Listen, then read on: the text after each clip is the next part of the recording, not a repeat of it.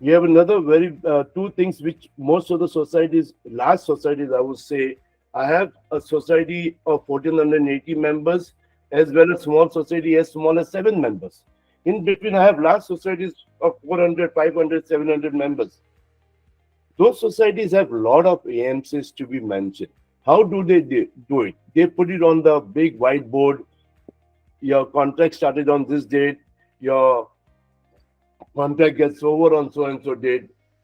Manually, when it's managed, one tend to make a mistake. But in ADDA, we have a tracker who helps you to maintain all your AMCs.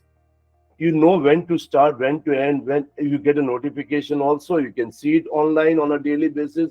Manager's job to see this on a daily basis. Where am I? Am I coming close to my contract getting over? Should I contact the vendor? Should I inform the managing committee?